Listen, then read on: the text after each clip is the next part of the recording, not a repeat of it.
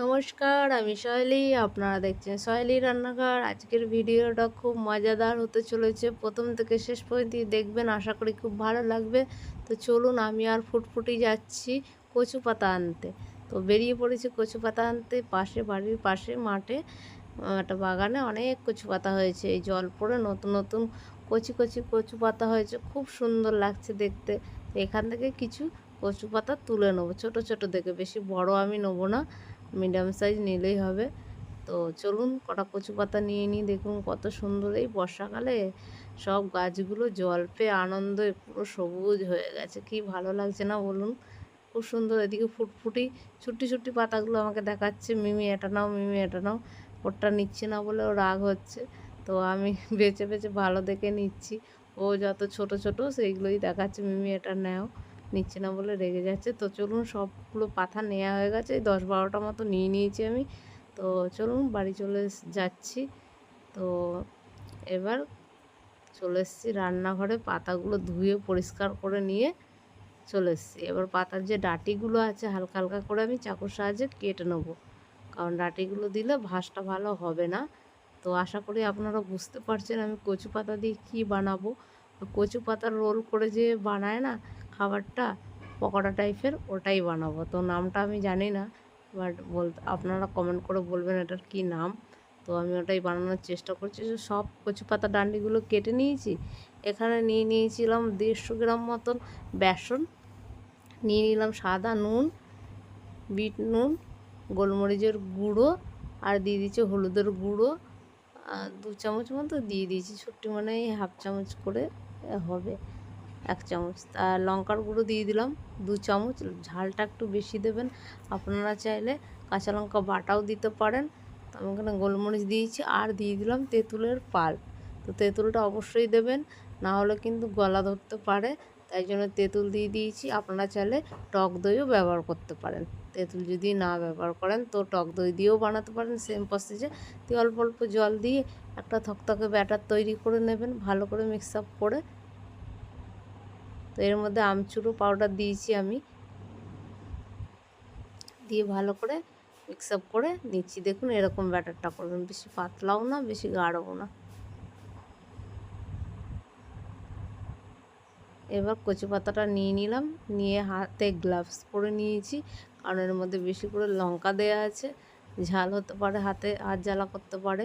তাই জন্য কচু পাতায় আরও, আমার এমনি অ্যালার্জি আছে কচু পাতায়, তাই জন্য হ্যান্ড গ্লাভস পরে নিয়ে এবার এরকম করে হাতে করে ডলে ডলে দিয়ে দিলাম। আবার উপর থেকে আর একটা কচু পাতা, মানে দুটো দুই সাইডে করে দিয়ে এরকম করে সব রেডি করে নেবো। এই কচু পাতার এই রেসিপিটা যা অপূর্ব টেস্ট লাগে না খেতে, আমি না বানিয়ে খেলে বিশ্বাস করতে পারতাম না যে এত অপূর্ব টেস্ট হয়। যেহেতু কচু অ্যালার্জি, তবুও আমি খেয়ে নিয়েছি। তো খুব ভালো টেস্ট হয়েছে। তো আপনারা অবশ্যই বাড়িতে ট্রাই করবেন এইভাবে। তো বানিয়ে একবার অবশ্যই খাবেন আর বলবেন কমেন্ট করে কেমন হয়েছে। তো চলুন দেখতে থাকুন। এই করে আমি 7-8টা পাতা পুরো বেসন মাখিয়ে, মশলাটা ভালো করে মাখিয়ে এবার রোল করে নেবো। তো প্রথমটা আমার একটু বড় আর মোটাও হয়েছে, সুন্দর হয়েছে। তো চলুন, আমি প্রথমটা বেশ একটু বড় মতন করে নিয়েছি। এরকম করে হাতের সাহায্যে রোল করে মাথাগুলো এরকম জাস্ট একটু ভেতর দিকে ঢুকিয়ে দেবেন, কোনো অসুবিধা নেই, আরামসেই হয়ে যায়। যেহেতু এটা মশলা মাখা আছে, তো আরামসেই হয়ে যায়। তো চলুন এটা রেখে দিই সাইডে। এবার বাকি যেটা আছে সেটা একটু করে নিই। বাকিটা আশা করি ছোটো হবে, আর 4টে মতো পাতা আছে, তো বাকিটা একটু ছোটোই হবে। তো চলুন সেমভাবে আবারও এরকম মশলা মাখিয়ে নিই, বেসনের মশলা। তো ভালো করে এরকম করে মাখিয়ে আবার একটা পাতা উপরে দিয়ে এরকম করে রেডি করে নিলাম। চলুন এটাও রোল করে নিই হালকা। এটা একটু ছোট হয়েছে, তো অসুবিধা কিছুই নেই, দুটোই সুন্দর হয়েছে। তো এটাও সেমভাবে রোল করে পাতাটা সাইডটা ভেতর দিকে একটু ঢুকিয়ে দিলাম। দিয়ে এবার চলুন, হাত পাত ধুয়ে এসে গেছি, গ্যাসটা অন করে কড়াই বসিয়ে দিলাম। এবার জল দিয়ে দিলাম একটু, যেহেতু ভাপাবো এটা। তো পরিমাণ মতো জল দিয়ে একটা স্ট্যান্ড দিয়ে থালার মধ্যে একটা স্টিলের থালায় নিয়ে নিলাম। দিয়ে কচু পাতা যেটা রোল করে রেখেছি ওটা দিয়ে দিলাম, দিয়ে ভাপিয়ে নিই মিনিট 10। চলুন, তো হয়েই গেছে, মিনিট 10 পরে খুলে দিলাম, দেখুন কত ভাপটা জমে গেছিলো। দিয়ে এবার একটু ঠান্ডা করে নিয়ে পিস করে নেব। দেখুন পুরো সেদ্ধ হয়ে ভাপে পুরো শক্ত হয়ে গেছে। এবার ঠান্ডা হয়ে গেছে, এবার ফিরে এসেছি, তারপরে পিস পিস করে কেটে নিই। বাহ, দেখতে তো অপূর্ব হয়েছে, আমি ভাবতেই পারিনি এত সুন্দর হবে। তো দেখতে যেমন অপূর্ব হয়েছে, তো খেতে তো অবশ্যই ভালো হবে। আশা করি আপনারা বুঝতে পারছেন। তো এরকম করে আপনারাও বাড়িতে বানিয়ে নেবেন। তো চাকুর সাহায্যে পিস পিস করে কেটে নিলাম।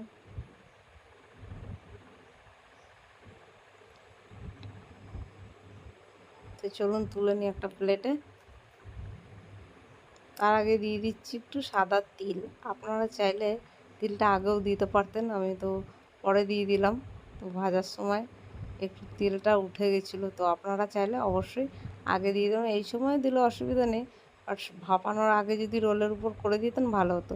এইদিকে আমার মেয়ে চলে এসছে, বলছে দাও, আমি একটু কেটে দিয়ে দেখি, ভালোই লাগছে, মজা করে কাটছে, যেহেতু ওটা নরম কেটে গেছে আরামসে। তো ও একটু তিল মিক্স আপ করে দিচ্ছে।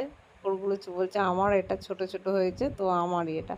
বললাম ঠিক আছে, ওই গ্যাস অন করে বললো আমাকে দাও, আমি ফ্রাই করে দেবো। বললাম ঠিক আছে করো। তাহলে ওই তেল দিয়ে দিল কড়াইতে ভাজার জন্য। তো চলুন, তেল গরম হয়ে গেছে, এক করে দিয়ে দিচ্ছি। হাই ফ্লেমেই ভাজবেন, যেহেতু এটা ভ্যাপানো আছে, আস্তে করে দেওয়ার কোনো প্রয়োজন নেই। হাই ফ্লেমে ভেজে নেবেন, পুরো কড়কড়ে ভাজা হয়ে যাবে। সবগুলো দেয়া হয়ে গেছে, এবার উল্টে পাল্টে ভেজে নিলেই হয়ে যাবে আজকের এই কচুর পকোড়া। এখন কচুর পকোড়া বললে ভুল হবে, এটা কচুর রোল হয়েছে। তো এটা অ্যাকচুয়ালি কচুর রোলের মতনই। তো আপনারা কী নামে বলেন অবশ্যই বলবেন। তো চলুন, ভাজা হয়ে গেছে, এদিক ওদিক পাল্টে আমি আবার দেখতে গেলাম যে ভাজা হয়েছে কিনা, চল দেখে নিই একটু। তো দেখলাম ভালোই পেরেছে, আস্তে আস্তে করে উল্টে দিয়েছে সাবধানে। আমিও বললাম খুব সাবধানে করো, যাতে ছিটকে না যায় গায়ে তেলটা। তো ভাজা প্রায় হয়ে গেছে, বললাম ঠিক আছে এবার তুলে নাও। তো চলুন, লাল লাল করে ভাজা হয়ে গেছে, এবার তুলে নিচ্ছি।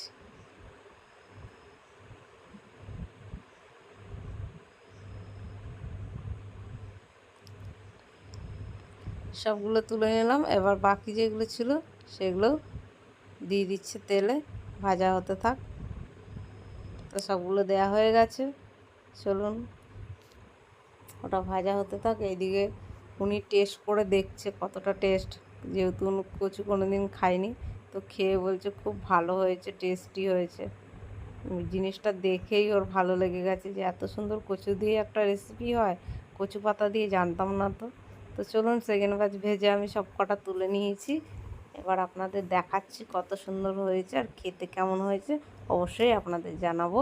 তো চলুন দেখুন, এরকম হয়েছে সুন্দর, পুরো কড়কড়ে খাস্তা, পুরো একদম দেখলেই মনে হয় জিভে জল চলে আসে।